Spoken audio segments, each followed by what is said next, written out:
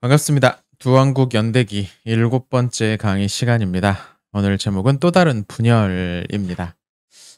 먼저 지난 시간에 했던 내용 잠깐 좀 살펴보겠습니다. 복습을 한번 해야겠죠. 지난 시간에 공부했던 부분의 제목이 부흥의 시대였습니다. 부흥의 시대. 한동안 남북 왕국이 모두 굉장히 어려움을 겪었습니다. 그 결과로 반란이 일어나서 왕조가 바뀌는 그런 문제도 생겼었죠.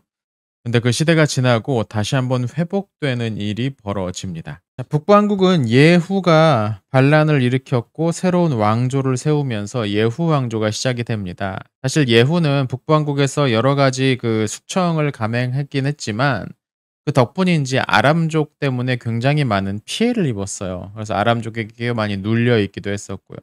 또 마침 아시리아가 그 지역을 공격해 오면서 아시리아에도 납작가 엎드릴 수밖에 없었습니다. 그러니까 외교적 상황, 국제적 상황이 그렇게 좋지 못했다는 거죠. 예후의 아들이었던 여호아하스가 그의 왕위를 이어받았는데요. 여호아하스 때 조금 나아진 게 있다면 아람족의 핍박으로부터 조금은 자유로워질 수 있었다는 겁니다. 예. 여기가 인제 북부왕국이죠. 여기가 북부왕국이고 바로 북동쪽에 인제 아람족이 있고요. 저기 멀리 아시리아가 있습니다. 그러니까 이 북부왕국의 정치를 이해하려면 이 두 개의 요소를 우리가 기억을 해 줘야 되는데 여호와스 때 아람족의 침입이 좀 약해졌던 것은 아시리아가 공격을 해왔기 때문에 아람족이 여기에 맞서 싸우러 나가야 돼서 북부왕국이 조금 안전해질 수가 있었던 거죠. 여호아스의 아들이었던 요아스 때 나라는 조금 더 상황이 나아집니다. 이때 기억나십니까? 선지자 엘리사가 죽어가고 있었고 그때 요아스가 와서 "나의 아버지여 이스라엘의 병거와 마병이여." 막 그렇게 이야기했던 장면도 있었죠.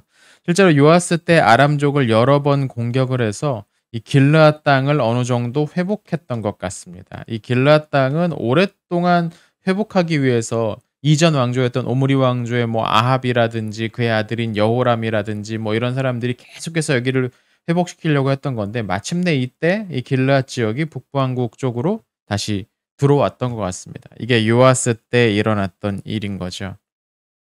자, 근데 그럼 남쪽에는 어떤 일이 있었느냐? 남부왕국에는 원래 인제 아달랴가 어 아합의 딸이죠. 오므리 왕조의 후손 아달랴가 왕권을 탈취를 했다가 이 아달랴가 죽고 새롭게 그 왕의 위치를 다시 차지한 게 요아스였습니다. 이름이 같아요, 요아스. 이 요아스를 왕위에 올린 게 대제사장 여호야다였죠. 요아스는 처음에 여호야다의 지도를 받으면서 뭐 나름 괜찮은 모습을 보이긴 했습니다. 성전을 수리하기도 했었고요. 하지만 여호야다가 죽으면서 자신의 어떤 정치적인 환경을 급격하게 바꾸려고 하다가 결국 암살당해 죽고 말았죠. 그 요아스의 뒤를 이은 것이 아마샤였습니다.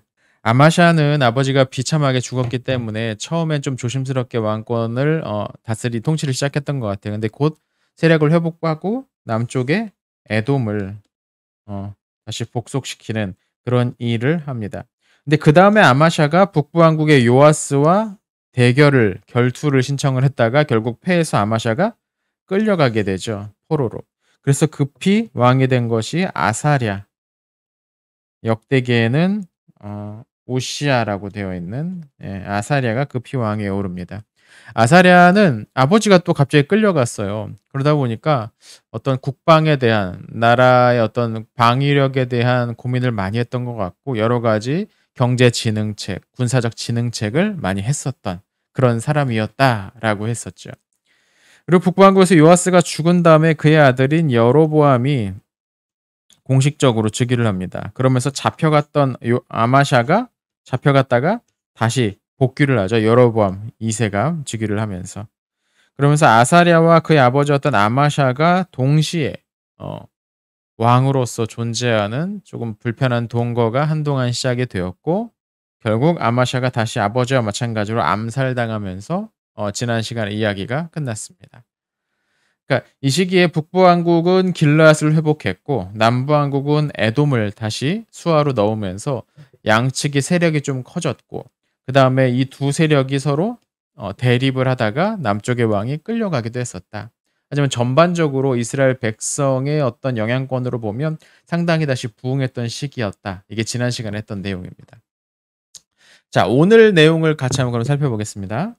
자, 교재 37페이지 한번 보시죠. 오늘 제목은 또 다른 분열입니다. 본문은 열왕기하 14장, 15장, 역대하 26장에 3장밖에 안 되니까 다 읽고 넘어오셔야 됩니다. 연대는 BC 793년에서 750년까지 약 43년 정도 되는 일이고요. 이 시기에 활동했던 선지자가 북부왕국에서 요나, 아모스 역시 북부왕국에 활동했던 선지자고요. 호세아도 이 시기에 활동했던 선지자입니다. 그 선지자 이름에 그 볼드체, 그러니까 볼드체 그 굵은 글씨로 되어 있는 거는 성경을 쓴 선지자입니다. 예, 거기에 굵은 글씨로 안 돼 있는 거는 성경을 쓰지 않았던 선지자고요. 예, 성문서를 썼던 그런 선지자들이니까 기억해 주시면 되겠습니다. 우리가 잘 알고 있는 그 선지자들이란 이야기죠. 이 시기의 왕들, 오늘 배워볼 왕들은 남부왕국의 아사랴, 우시야라고 나오는 그 왕이고요. 그의 아들인 요담 이야기가 살짝 마지막 부분에 등장을 할 겁니다. 그리고 북부왕국에는 여로보암 2세, 지난 시간에 말미에 이제 즉위했었던 그 왕이고요. 그 다음에 스가랴, 살룸, 므나헴, 베가, 이 5명의 왕들을 오늘 같이 배워볼 겁니다. 그 아래에 제위했던 연대가 기록되어 있는데요. 여기를 보면 꽤 흥미롭죠. 이 이야기는 이제 본격적으로 들어가면서 한번 해보겠습니다. 자, 교재 38쪽입니다. 여로보암 2세 즉위입니다. 793년에 아까 말씀드렸던 것처럼 남부왕국의 아마샤와 북부왕국의 요아스 사이에 대결이 벌어집니다. 이때 베세메스에서 전투를 벌였는데 이 전투가 이제 남부왕국이 전력으로 대결하는 거였기 때문에 자칫 북부왕국의 왕은 벌써 전쟁에 나갔다가 몇 번이나 목숨을 잃거나 아니면 큰 부상을 입고 얼마 후에 죽고 뭐 이런 일들이 반복됐었잖아요. 이전 왕조이긴 했지만. 그래서 요아스가 이때 왕위를 자신의 아들인 여로보암 2세에게 왕위를 아예 넘겨준 건 아니고 여로보암 2세를 공동 통치자의 자리에 앉혀놓습니다. 물론 이때 주도권은 요아스에게 있겠죠. 아버지에게 있겠죠. 하지만 자기 아들을 공동 통치자로 세워놔서 혹여나 내가 이 전쟁에 나가서 이 전투에서 큰 부상을 입거나 아니면 죽거나 뭐 그런 일이 생기더라도 어떤 왕권이 안정적으로 이어질 수 있는 조치를 했던 것 같아요. 그게 793년경입니다. 그러니까 여로보암은 그때 공식적으로 통치 기간이 시작이 됩니다. 물론 실제로는 그 뒤로 요아스가 한 10여 년 더 살았으니까 아버지의 다음 자리이긴 했었지만요. 자, 다시 보면요. 12년 동안 공동 통치자로 있다가 781년에 단독 통치를 시작을 합니다. 여로보암이. 아버지 때 이 길랏 지역을 회복했기 때문에 이 아들 역시 아버지의 그 모습을 보고 배웠는지 그 영토를 확장하기 위해서 크게 애를 많이 씁니다. 38페이지에 나오는 성경 구절 한번 보죠. 열왕기하 14장 25절 부분인데요.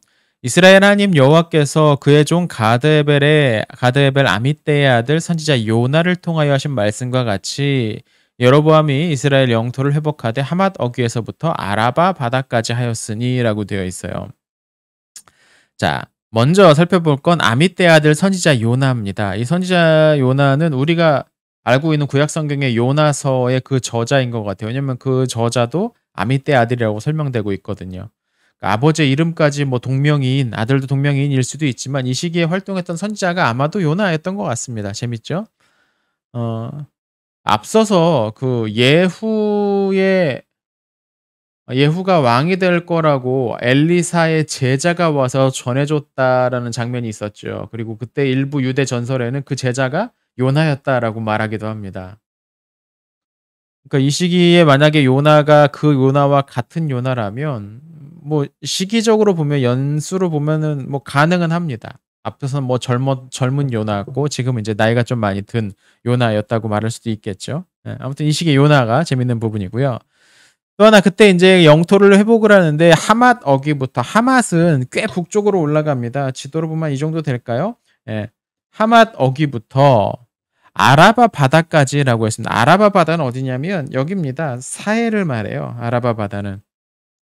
그러니까 북부왕국의 영토가 이 광범위한 지역을 가지고 있었다라고까지 말하는 건데 이 남쪽에는 실질적으로 남부왕국이 존재했고 그렇기 때문에 여로보암이 완전히 이쪽까지 영토로 장악했다고 말씀하기는 어렵겠지만 아마도 이 동쪽에 요단강 동쪽의 길랏 지역까지 포함하면 넓게 보면 아라바 바다까지 가지고 있었다고 말할 수가 있을 것 같습니다.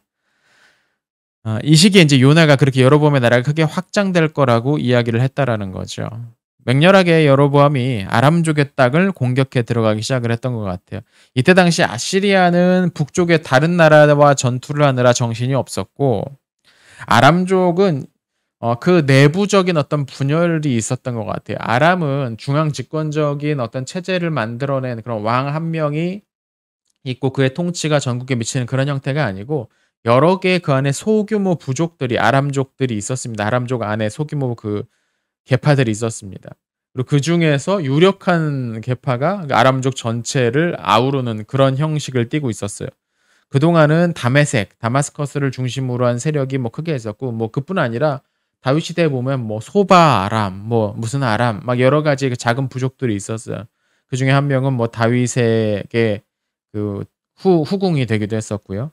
그러니까 이 시기에는 그 아람족 안에 서로 내분이 일어났기 때문에 여로보암 2세가 이렇게 어떤 영토를 크게 확장하는 것을 제대로 대응하기가 어려웠던 것 같습니다. 그래서 이 시기 이 가나안 지역 그리고 시리아 지역의 실질적인 주인은 바로 북부왕국의 여로보암 2세가 될 수 있었던 거죠. 자, 근데 요나 이야기 좀 더 해볼까요? 38페이지 하단부로 좀 내려보겠습니다. 이 시기의 선지자들, 앞서 나왔던 그 세 명의 선지자들 잠시 설명을 좀 해볼 건데요. 먼저 요나입니다. 우리가 이제 요나를 떠올리면 이 북부왕국에서 이런 예언을 했구나, 뭐 이걸 보면서 처음으로 아셨던 분들도 계실 텐데, 요나 하면 우리가 조금 더 떠오르는 건 뭐냐면 아시리아에 관련된 사역인 거죠. 아시리아의 수도였던 니느웨에 가서, 니느웨가 어디냐면 한 여기쯤 될 거예요. 아시리아의 몇 개의 수도 중 하나가 여기 니느웨였습니다. 여기가 어디냐면 오늘날로 치면 이라크 모술입니다. 이라크의 제2의 수도라고 하는 모술이 바로 이 니느웨 지역이죠. 우리가 흔히 여기서 이 북부왕국에서 살았던 요나가 니느웨까지 갔다. 이거 엄청난 일이죠. 요나서에 나오는. 그래서 이 당시에 요나가 니느웨 세계 최강대국이었던 니느웨의 수도에 가서 회개하라고 외쳤다고 그 성에 있는 사람들이 회개했다. 뭐 그렇게 되어 있으니까요, 성경에는. 그걸 보고서 '아 이거 좀 허구 아니냐.'라고 생각할 수도 있는데요. 이때 당시 니느웨 그러니까 아시리아의 상황을 좀 보면 어느 정도 이해가 되는 감이 있습니다. 아시리아의 왕이 이 시기에는 아닷니랄이 3 세의 아들들이 연속해서 왕위에 올랐습니다. 원래는 아버지, 아들, 손자 뭐 이런 식으로 왕위가 이어져야 되잖아요. 근데 아닷니랄의 아들 3 명이 곧장에서 3 명이 연속해서 왕위에 돼요. 이 왕위에 올라. 이 말은 무슨 말이냐면 왕권 계승에 뭔가 좀 심상치 않은 일들이 일어났다라는 거죠. 맏아들은 살마네셀 4세였고요. 둘째 아들은 아슈르단 3세였습니다. 그리고 세 번째 아들이 아슈르니랄이 5세였죠. 이 중에서 요나 당시에 방문을 했던 사람은 누구였을까라고 우리가 이제 뭐 추측해 보는 건데요. 추측을 해보면 아마 살마네셀 4세나 그의 동생이었던 아슈르단 3세 때 아마 요나가 방문했던 게 아닌가라는 생각이 들어요. 왜냐면 그럼 이 시기에 그럼 아시리아에 무슨 일이 있었느냐? 아시리아의 군 사령관이 삼시일루라는 사람이 있었습니다. 이 삼시일루가 처음에는 유능한 장군이었어요. 그래서 아닷니랄이가 삼시일루한테 군대를 주고 여기저기 뭐 반란이 말씀드렸잖아요. 이렇게 나라가 크면 반란이 수도 때도 없이 많이 일어납니다. 그러니까 삼시일루가 굉장히 바쁘게 여기저기 군대를 이끌고 다니면서 반란도 진압하고 적들과 싸우고 하면서 세력을 키워버렸던 거죠. 그러니까 왕권보다 어떻게 보면 이 군권을 가지고 있던 삼시일루의 권력이 좀 더 커져버린 겁니다. 이 상태로 삼시일루가 거기 교재도 나오지만 아람을 공격해서 아람의 왕이었던 베나닷 3세를 죽이기까지 했어요. 그러다 보니까 아람의 왕이 갑자기 사라져 버렸으니까 그 안에 있는 막 소규모 여러 부족들이 막 내가 다음 자리를 차지하려고 해서 막 싸우고 그 허점을 노려서 그 약화된 틈을 따서 여로보암 2세가 세력을 확장할 수도 있었던 거죠. 그러니까 어떻게 보면 삼시일루가 한 공을 세우기도 했었던 거죠. 자, 그렇게 삼시일루가 왕권을 장악하고 있으니까 그의 아들들, 그러니까 아닷니랄의 아들들이 왕이 되었지만 왕권이 되게 약화되어 있었다는 거죠. 근데 그뿐 아닙니다. 이 시기에 여러 그 자연 재해들도 일어났는데요. 아슈르단 3세 때는 전염병이 발생해요. 대규모 전염병이 발생해 가지고 막 굉장히 많은 사람들이 죽어갑니다. 뿐만 아니라 그 얼마 후에는 반란도 일어나고요. 다시 한번 또 전염병이 또 발생하고 뭐 이런 일들이 전염병 반란 뭐 이런 것들이 계속해서 반복해서 일어났던 거죠. 그 상황이 이러니까 '이거 나라 망하는 거 아니야?'라는 불안감이 아마도 이 수도였던 니느웨 사람들 사이에 퍼져 있었던 것 같습니다. 요나가 와서 "너희 나라 망할 거야."라고 선언을 했을 때 이 사람들이 이걸 그냥 무심하게 넘기기 어려웠던 이유가 아니었을까? 1 차적으로는 삼시일루 의 어떤 왕권이 크게 약화되어 있는 상황, 그리고 2 차적으로는 전염병과 반란이 일어나면서 연속되면서 나라가 큰 위기에 빠져 있을 때 요나가 와서 어떤 그런 예언을 하니까 '큰 반응이 일어났던 게 아닌가.'라고 우리가 추정해 볼 수도 있는 거죠. 자, 또 한 명의 선지자는 드고아 출신의 선지자 아모스였습니다. 이 성경을 보면 이 드고아 출신의 아모스 선지자는 원래 양치는 사람이었다. 근데 하나님께서 그를 부르셨고 어 선지자로 활동하게 되었다. 뭐 그렇게 설명이 되어 있습니다. 그럼 드고아는 어디냐? 상당히 남쪽에 있습니다. 예루살렘이 여기였었고 드고아는 그보다 더 남쪽으로 내려오는 곳이었습니다. 여기에서 아모스가 북쪽으로 올라가서 사역을 했다라는 거죠. 그러니까 이 시기 남북 왕국이 갈라져 있긴 했는데 지금 뭐 우리나라처럼 휴전선 쳐 놓고서 철조망 쳐 놓고서 완전 남북 왕국이 국경을 통제하고 있는 그런 상황은 아니었던 것 같아요. 그럴 수도 없었을 거고요. 이 당시에 뭐 그 정도로 국경을 세워 놓는 나라도 없었죠. 이 시기의 국경이란 대략적으로 나도 알고 너도 알고 뭐 이 정도 그 수준입니다. 어떤 주요 요충지에 요새를 세워 두고 아니면은 큰 강을 배경으로 아니면 산맥을 배경으로 자연스럽게 형성된 국경선이 형성되어 있었던 거죠. 그러니까 얼마든지 드고아 출신의 선지자가 목동이 북반구로 올라갈 수도 있었던 거죠. 아모스가 사마리아에서 사역을 시작합니다. 아모스서를 가만히 읽어보면 북부왕국이 굉장히 겉은 화려하지만 속은 부패하고 있음을 날카롭게 지적하는 장면이 많이 나오죠. 여로보암 2세의 활약으로 북부왕국의 영향권이 크게 확장됐습니다. 일종의 제국을 형성하게 된 거죠. 길랏부터 시작해서 아람족의 많은 부분을 굴복시켰고 그 북쪽의 많은 부분을 굴복시키면서 그렇게 되면 나라가 크게 커지면 들어오는 수입도 많아집니다. 세금만 들어오는 게 아니라 전쟁을 통해서 약탈해 오는 것들도 많이 있었겠죠. 그러다 보니까 나라가 점점점 강성해지고. 근데 문제가 뭐냐면 나라가 그렇게 부유해질 때 그 부를 모든 사람들이 공평하게 나눠 갖는 게 아니라는 거죠. 대개 누가 갖냐면 왕이나 귀족들처럼 권력을 이미 가지고 있는 사람들이 새롭게 얻게 된 부를 독점하는 경우가 많습니다.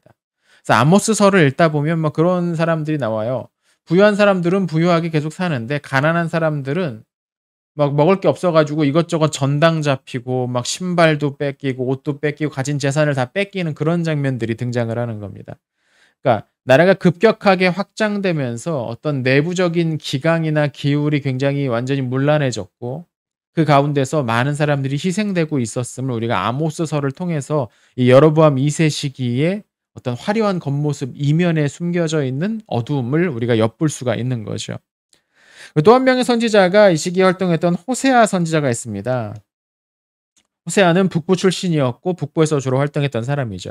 우리가 호세아를 떠올리면 보통 어떤 거 떠올리십니까? 고멜을 떠올리시죠? 예. 아마도 이제 기생 출신의 여성을 선지자가 가서 아내로 삼았는데 이 고멜이 남편에게 만족하지 못하고 나가서 바람 피우고 뭐 그런 장면. 호세아가 하지만 다시 고멜을 데려오기는 어떤 그런 장면을 통해서 이스라엘을 바라보시는 북왕국을 바라보시는 하나님의 시선이 어떤 건지를 보여줍니다.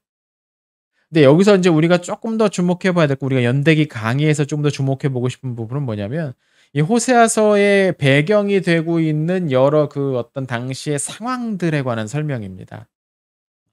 고멜이 바람을 피웠다고 부르는 것은 당시에 강력한 나라들 아시리아라든지 아니면 인근에 상당히 그 이전까지도 많은 영향을 미쳤던 아람족들 뭐 이런 주변의 나라들인 거죠.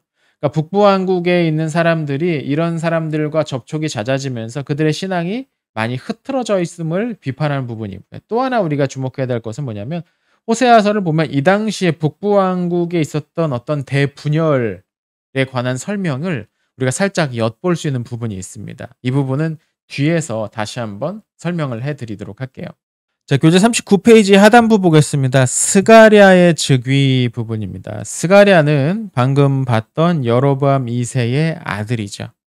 이제 성경 한 구절 볼까요? 열왕기하 15장 12절입니다. 여호와께서 예후에게 말씀하여 이르시기를 내 자손이 4대 동안 이스라엘의 왕 위에 있으리라 하신 그 말씀대로 과연 그렇게 되니라. 과연 그렇게 되니라. 잠깐 정리 한번 해보면 북부왕국의 지금 예후 왕조의 초대 왕은 예후였고요. 그의 아들이 여호아하스였죠. 여호아하스의 아들이 요아스였고 요아스의 아들이 여로보암 2세입니다. 그리고 그의 아들이 스가랴예요. 여기서 본문에서 이야기하는 예후의 후손이 4대 동안 왕위에 있으리라 라고 말씀하셨던 그 4대가 여기에 해당이 됩니다. 여로보암이 죽고 스가랴가 이제 왕위에 올랐어요. 근데 아까도 말씀드렸지만 여로보암 때에 나라가 급격하게 확장이 되면서 여러 문제들이 발생을 합니다. 어떤 사법적인 혼란들. 그냥 재판을 제대로 안 해요. 판사들이. 힘 있는 사람들에게 유리한 판결만 내리고 뭔가 문제가 있어도 되게 봐주는 어떤 그런 식의 사법 제도가 완전히 문란해져 버리죠. 뿐만 아니라 경제적으로 문제가 있었습니다. 부익부 빈익빈이라고 하죠. 부자들은 점점 더 부자가 되고 가난한 사람들은 있던 것마저 뺏기게 되는 그런 모양들이 발생을 합니다.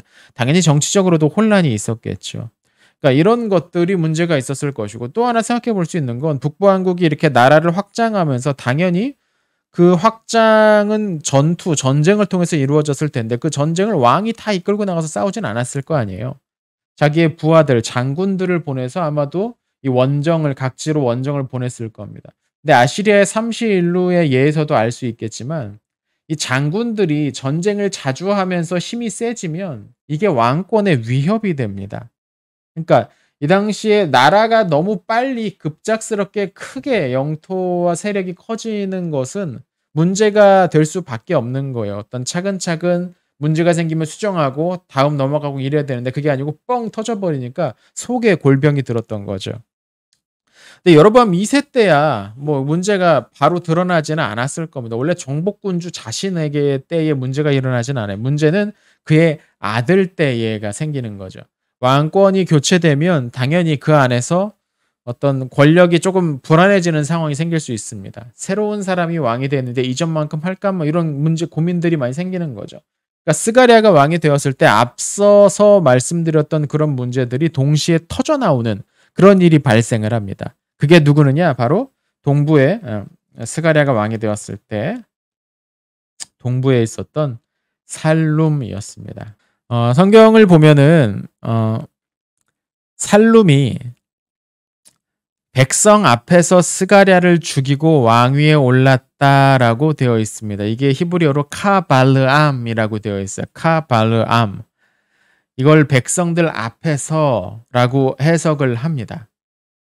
근데 그렇게 해석할 수도 있는데 어떤 학자들은 이걸 이블르암에서로 해석을 합니다. 카발르암을 백성들 앞에서가 아니고 이블르암 앞에서, 이블르암에서 카가 전치사로서 그런 뜻도 있거든요. 그러니까 두 종류로 그렇게 해석을 하는데 이블르암에서 스가랴가 죽었다라고 해석하기도 해요. 이게 왜 그렇게 해석해야 되느냐 생각을 해보면 과거 예후가 남부왕국의 왕이었던 아하시아를 죽였을 때 그게 어디였느냐? 이블르암이었다는 거죠.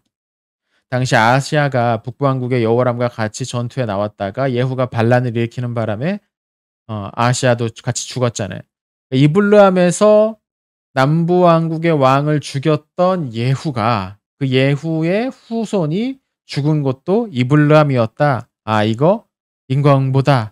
이런 식으로 해석하는 경향도 그런 시각도 하나 있었다는 거죠. 뭐 그게 중요한 건 아닙니다만. 자, 아무튼 스가랴가 이렇게 죽으면서 예후 왕조가 5대 만에 문을 닫고 맙니다. 이게 BC 752년의 일이죠. 스가랴가 왕이 된 건 BC 753년이긴 했는데 보면 스가랴가 왕위에 있었던 지가 6개월이라고 되어 있어요. 그러니까 6개월이 지나면서 752년이 된 거고 이때 이제 반란을 살룸이 성공을 시켰던 거죠. 근데 이때 이제 성경을 보면 재밌는 표현이 등장을 합니다. 우리 40페이지로 넘어가 볼게요. 교재. 이제 40페이지 상단부에 보면요. 열왕기하 15장을 읽고 빈칸을 채워봅시다. 13절에 이렇게 되어 있어요. 유다왕 우시야 제39년에 야베스의 아들 살룸이 사마리아에서 왕이 되어 한 달 동안 다스리니라라고 되어 있습니다. 이 살룸의 출신지를 뭐라고 설명을 하고 있냐면 야베스의 아들이었다라고 말하고 있습니다. 야베스는 북부 이 길앗 지역의 길르앗 야베스라고도 부르는 이곳입니다. 그러니까 야베스의 아들이라고 했는데 이건 이 살룸의 아버지 이름이 야베스다라고도 볼 수 있는데 그보다는 대부분의 학자들은 이 사람이 야베스 출신이었다라고 보기도 합니다. 그러니까 무슨 말이냐면 이 야베스는 이 길앗 지역이잖아요. 예, 이 길앗 지역의 중심지 중 하나거든요. 그러니까 살룸은 길르앗 출신이었다라고 말하고 싶었던 거예요. 이 길르앗은 언제 다시 수복이 되냐면 북부왕국의 요아스 때 수복이 됐어요. 그 이전에는 오랫동안 아람족의 거주지였죠. 아람족이 그쪽을 정복했었죠. 원래 이 길르앗 땅을 분배받은 건 여호수아 때 요단 동편의 두 지파 반에게 뭐 갓 지파, 르우벤 지파, 므낫세 지파의 절반 이렇게 두 지파 절반에게 배분받은 땅이었는데 이 요단강이라는 천연 반 어떤 장벽으로 동쪽과 서쪽이 이렇게 분리되어 있습니다. 물론 이 요단강이 우리가 흔히 생각하는 뭐 한강처럼 막 수심이 깊고 막 배가 다니고 그럴 만한 곳은 전혀 아닙니다. 성지순례 가보셨거나 아니면 사진 몇 개 찾아보시면 아시겠지만 이거 그냥 계곡이에요. 네, 여기서 저기까지 폭도 되게 이렇게 폭도 길지 않고 그렇다고 수심이 뭐 엄청나게 내려가지도 않습니다.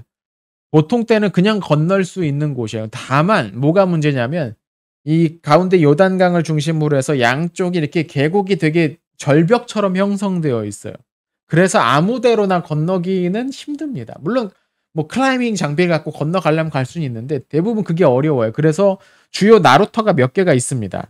예. 그 나루터 몇 개, 그러니까 이 어떤 절벽이 이렇게 쭉 높다가 이게 좀 낮아지는 그 지역을 통해서 주로 이제 동서로 왔다 갔다 하는 뭐 샛길도 여러 개 있어요. 그런데 뭐 주요 길은 그렇습니다. 아무튼 이런 길로 나눠져 있었기 때문에 동쪽과 서쪽이 지리적으로는 가까이 있어도 막 왔다 갔다 할 수는 없는 지역이었다는 거죠. 몇몇 주요한 통로들을 제외하고는 사실상 장벽으로 분리되어 있었다고 할 수 있습니다. 뿐만 아니라 오랫동안 이 북부의 아람족 또는 이 남쪽의 모압족, 북쪽에는 아람족, 네. 이런 사람들의 공격을 받기 쉬웠어요. 이 길르앗 지역에. 그러다 보니까 여기 있는 사람들은 꽤 오랫동안 아람족 사람들 안에서 살았고 당연히 그 가운데서 인종적인 어떤 이 종족별로 혼합도 있었을 것이고 신앙적으로나 문화적으로나 여러 가지 조금 서쪽과는 다른 문화가 있었을 것이라고 추정해 봐야 됩니다.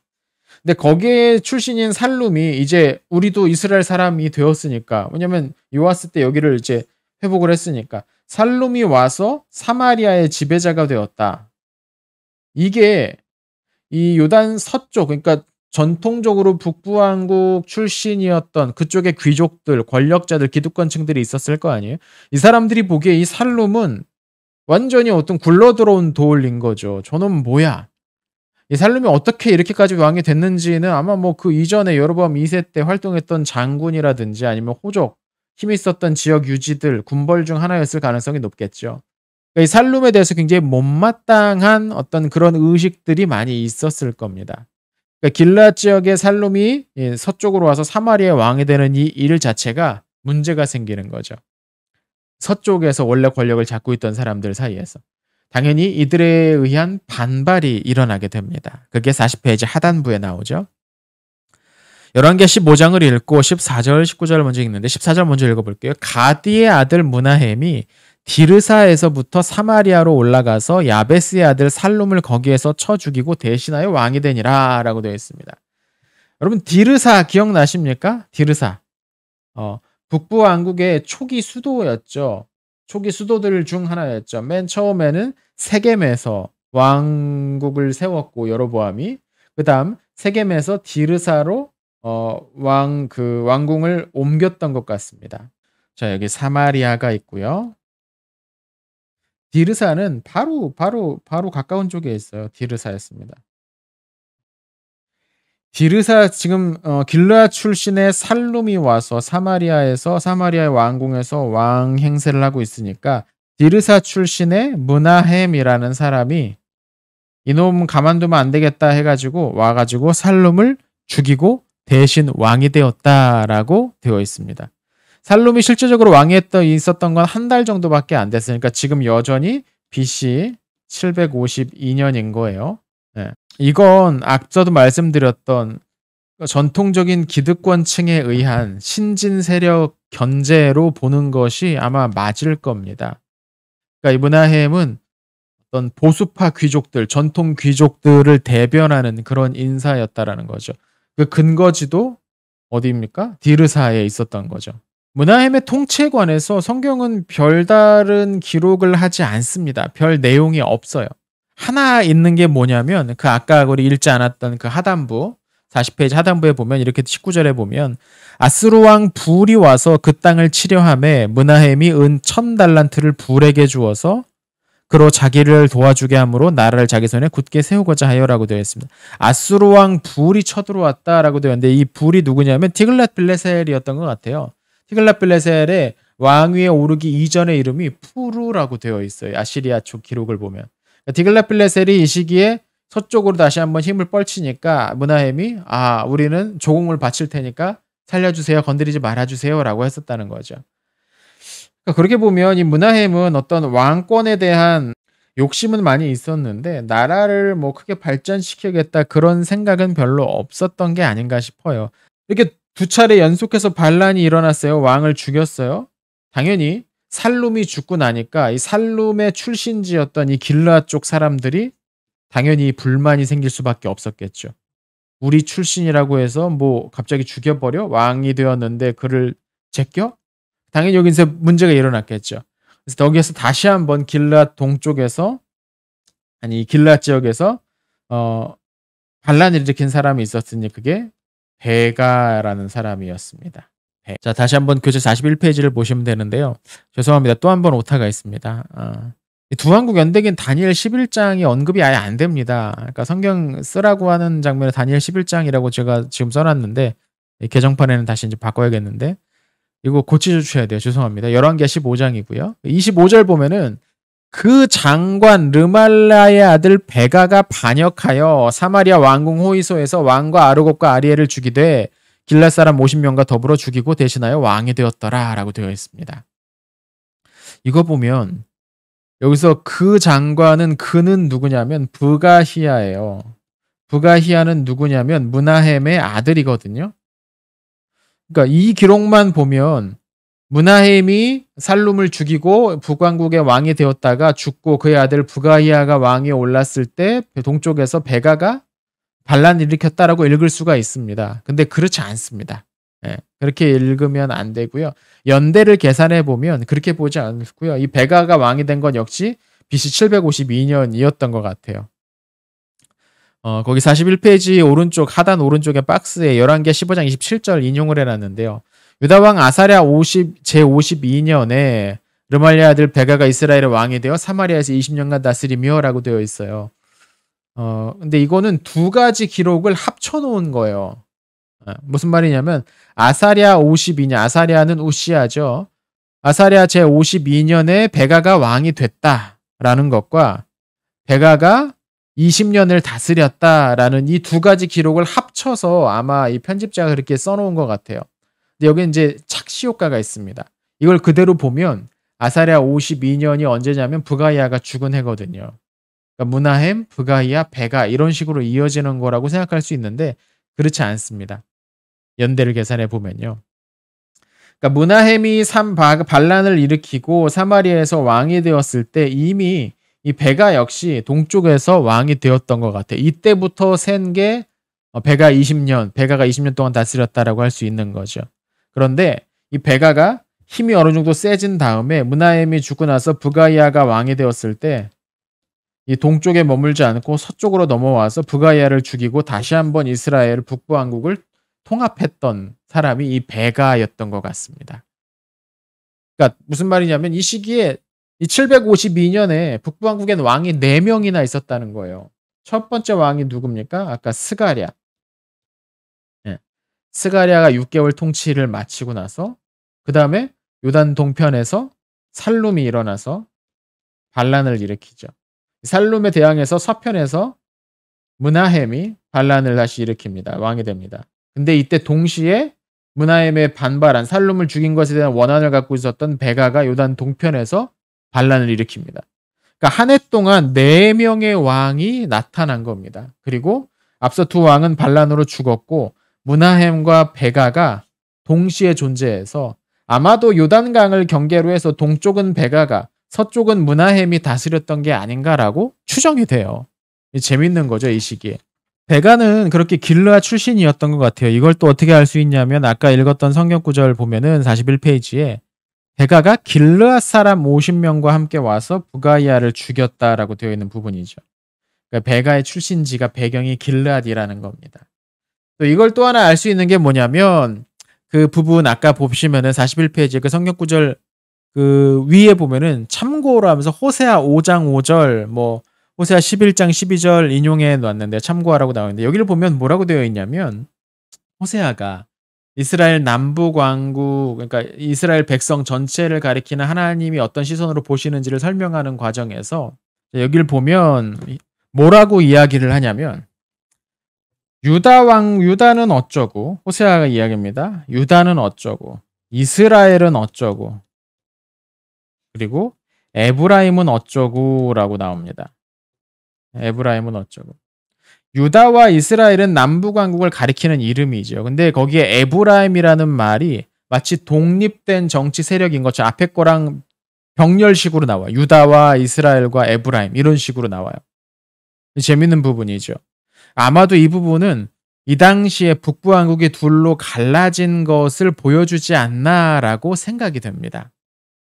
그럼 이스라엘은 어디고 에브라임은 어디느냐? 에브라임은 이스라엘 중부 산지 지역을 말을 해요. 여기 애초에 에브라임 여호수아 때 에브라임 지파가 이 지역을 배분받았기 때문에 이 지역을 에브라임 산지라고 부르고 에브라임이라고도 부르죠.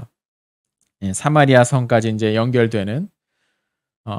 그러니까 아마도 이 서쪽을 다스리고 있던 므나헴이 다스리고 있던 서쪽을 에브라임이라고 불렀던 것 같고 베가가 다스리고 있었던 동쪽을 이스라엘이라고 불렀던 게 아닌가 싶어요. 그리고 또 하나 조금 더 추측을 해보면 아마도 므나헴의 통치 기반은 에브라임 산지를 비롯한 그 인근 지역에 한정되었던 게 아닌가. 그리고 베가가 그 이상 넓은 지역을 차지했던 것은 아닌가라고 추정해 볼 수도 있겠죠. 뭐 정확한 내용들은 아닙니다. 또 이걸 알 수 있는 게 뭐냐면 이 시기를 다루고 있는 이 시기에 관한 설명 중에 아시리아의 설명이 있어요. 아시리아 비문들에도 왜냐면 이쪽에 관심이 많았으니까요. 그 아시리아의 설명을 보면 뭐라고 되어 있냐면 사마리아의 므나헴이라는 표현이 등장을 하고요. 또 하나는 뭐냐면 오므리의 집의 통치자 베가라는 구절도 등장을 합니다. 이 재밌죠? 오므리의 집은 전통적으로 북부왕국, 이스라엘 왕국을 가리키는 명칭이었어요. 오므리가 그 정도로 유명했기 때문에 오므리 때에 아마도 아시리아에게 크게 알려졌나 봐요. 그래서 오므리의 집 하면은 가문, 오므리 왕조 뭐 이런 뜻이죠. 오므리 집의 통치자 베가 하면은 오므리 왕조의 베가 뭐 이런 식으로 이해할 수도 있는데 뭐 베가가 오므리 왕조에 있다는 이야기는 아니고요. 그러니까 이 북부왕국을 다스리는 왕 베가라는 뜻입니다. 그러니까 이렇게 아마도 이 시기에 북부왕국의 정치 세력이 두 개로 나뉘었던 것 같아요. 재밌는 부분이죠. 그러니까 이 752년이 그런 해였습니다. 왕이 4명이나 동시에 등장했던 해였습니다. 자, 그럼 이제 남쪽으로 내려와 보겠습니다. 이 남쪽에는 잠잠했었죠. 지금까지 계속해서 지금 누가 다스리고 있느냐? 아사랴가 다스리고 있습니다. 역대기에는 우시야라고 되어 있죠. 우시야의 통치는 지난 시간에 말미에 설명드렸지만 뭐 정치적으로도 군사적으로도 경제적으로도 전반적으로 발전하는 그런 시기였습니다. 나라가 크게 융성했다라는 거죠. 이 인근의 여러 뭐 블레셋이라든지 뭐 암몬이라든지 앞쪽에 뭐 아람이라든지 여러 지역을 통합하면서 나라가 크게 부강했던 그런 시기였습니다. 그런데 이 아사랴의 문제가 생깁니다. 아사랴가 이렇게 나라가 좀 강해지다 보니까 다른 생각이 들었던 것 같아요. 거기 42페이지 마지막 페이지죠. 42페이지 성경 구절 하나 보면요. 역대 26장에 나오는 이야기입니다. 19절에 보면 우시야가 손으로 향로를 잡고 분향하려 하다가 화를 내니 그가 제사장에게 화를 낼 때에 여호와의 전 안 향단 곁 제사장들 앞에서 그의 이마에 나병이 생긴지라. 이거 재밌는 이야기인데요. 성전 안에는 뭐 몇 가지 제사장들이 일상적으로 하는 일이 있습니다. 그 중에 하나가 뭐냐면 향을 피우는 거예요. 예. 이 향이 무슨 우리 뭐 제사상에 이렇게 꼽는 뭐 그런 향이 아니고요. 액체로 되어 있습니다. 액체 향입니다. 그러니까 향유 뭐 이런 거 떠올리시면 돼요. 그 향을 거기다 피웁니다. 이 분향이라고 부르는데요. 그 과정은 제사장이 해야 되는 일상적인 업무였어요. 그런데 이때 우시아가 자기가 가서 "내가 그거 할래."라고 제사장으로부터 그걸 뺏어 가지고 자기가 직접 분향을 하려고 했던 겁니다. 갑자기 왜 이랬는지는 뒤에 설명을 드리겠지만, 그러자 그것을 반대하면서 대제사장이었던 아사랴가 나타납니다. 왕하고 이름이 똑같아요. 예. 똑같아요. 그래서 아마 구분하려고 역대기에는 또 우시아라고 일부러 적었는지 모르겠는데, 아사랴가 반대하는데 그것에 대해서 지금 화를 내니라고 되어 있는 거예요. 지금 42페이지에 나오는. 그러자 거기에 갑자기 그의 이마에 나병이 생겼다라고 되어 있습니다. 실제로 이 병이 생긴 다음에 우시아는 율법에 따르면 나병은 부정해지는 병이었어요. 레위기의 규정에 따르면. 특히 나병으로 부정해진 사람은 사람을 만날 수도 없고 사람들 거주지로부터 격리되어야만 했습니다. 근데 왕이니까 어디 들판으로 추방되고 그럴 수는 없었겠죠. 그래서 별궁에 들어가서 죽을 때까지 거기 머물었다라고 되어 있어요, 성경은. 그리고 그 대신 왕의 아들이었던 요담이 섭정이 되어서 아버지의 뒤를 이어 나라를 다스렸다라고 되어 있습니다. 그럼 여기서 한번 생각해 보자는 거죠. 우시아는 왜 갑자기 그런 짓을 했을까요? 네. 우시아는 왜 갑자기 그런 짓을 했을까? 또 지금까지는 굉장히 나라 잘 다스리던 좋은 왕이었는데 갑자기 왜 그랬을까? 이걸 그냥 우시아가 갑자기 교만해져서 성전까지 자기가 어떻게 해보려고 했다, 뭐 그런 식으로 가볍게 설명을 할 수도 있는데, 생각은 아마 그렇게 간단하지는 않았던 것 같습니다. 지금 우시아 직전의 왕들이 누굽니까? 우시아 직전의 왕이 아마샤, 그리고 아마샤의 아버지는 요아스였습니다. 그 다음에 우시아, 아사랴죠. 근데 이 아버지와 할아버지가 다 어떻게 죽었냐면 살해됐어요. 심지어 신하들에 의해 살해됐습니다. 아버지와 할아버지가 모두. 근데 그때 제가 말씀을 드렸죠. 요아스는 누가 제거를 했을까? 그때 아마 이 성전 중심 세력이 어떤 영향을 끼친 게 아닌가라고 추측을 했었죠. 왜냐하면 요아스가 대제사장 여호야다의 아들을 죽였어요. 스가랴였나요? 그때 이름도. 네. 그러니까 그것에 대해서 어떤 반감을 가지고 있던 성전 세력이 요아스를 결국 살해한 게 아닌가. 왜냐하면 뿐만 아니라 나중에 아람족이 쳐들어왔을 때 성전의 보물고를 왕이, 성전에 바쳐진 건 하나님께 바쳐졌다고 볼 수 있는데 그걸 자기가 마음대로 가져와서 아람족에게 배상금으로 지불하고 돌아오거든요. 그러니까 그런 일들을 하다 보니까 성전 세력의 반발을 사서 아마도 요아스가 살해된 게 아닌가라고 추정이 됩니다. 아마샤가 죽은 것은 언제냐면 북부 왕국의 포로로 끌려갔다가 돌아온 다음에 한 15년 살다가 죽었는데, 이때 당시 아마샤를 죽인 것도 아마 성전 세력이 아닌가 싶어요. 왜냐하면 아마샤가 에돔족을 정벌하고 돌아올 때에 에돔족의 우상을 대거 수입을 해왔다라고 했어요. 예. 그러면서 문제가 생기니까 성전 세력이 당연히 그걸 싫어하겠죠. 그래서 아마샤도 아마 죽는데 그런 일이 있었지 않았나라는 생각이 듭니다. 만약에 이 추측이 맞다면 우시아가 성전 세력에 대해서 뭔가 조금 의심하고 있지 않았을까요? 성전 세력 대제사장과 그 주변에 이제 포진하고 있는 그 사람들을 대해서 약간 우려하거나 견제하고 있지 않았을까라는 생각을 해보길 수 있습니다. 만약에 아사랴가 이 분향을 함으로써 어떤 제사장의 힘을 약화시키려고 했다면, 이걸 왕이 주관하는 의식으로 만들려고 했다면, 사실 보면 인근 지역에서는 많이들 그렇게 하고 있었거든요. 갈등이 뭐 크게 드러나지 그게 않고 그냥 왕 중심으로 그렇게 됐었으니까. 만약 그렇게 본다면 우시아 이 행동도 어느 정도 정치적인 이유로 설명이 가능했겠죠. 물론 이거는 추측일 뿐이긴 합니다. 만약에 그랬다면 우시아는 어떤 신앙까지도 왕권 안으로 가지고 들어오려고 했었던 어떤 장악하려고 했었다가 실패했던 인물이 우시아였던 것 같습니다. 그래도 우시아는 아버지나 할아버지처럼 뭐 암살당해서 죽지는 않았고요. 자연사 할 때까지 별궁에서 살았다고 나와 있죠. 그의 뒤를 이은 요담 이야기는 우리 다음 시간에 계속 이어가도록 하겠습니다. 자, 42페이지 하단부의 남북왕국 연대 대조표 한번 보시죠. 793년에 여로보암이 공동 통치자로 통치를 시작을 합니다. 단독 통치를 시작한 건 781년, 12년 후죠. 바로 단독 통치 시작하기 직전에 782년에 아마샤가 귀환을 합니다. 이 연대는 달라지는데 아마 기간은 며칠 내지는 몇 개월, 한두 달 정도 차이였을 겁니다. 여로보암의 영토 확장을 크게 이제 하고요. 그때 당시 남쪽의 아마샤와 아사랴도 아마도 영토 확장을 했던 것 같아요. 지난 시간 말미에 설명했던 일이 아마도 남북왕국이 동시에 영토를 크게 회복을 했었던 것 같습니다. 근데 드디어 753년에 문제가 발생을 하는 거죠. 여로보암이 죽고 그 아들 스가랴가 즉위하면서 6개월 후에 연달아 반란이 일어나게 됩니다. 살룸, 므나헤, 베가에 의한 반란이죠.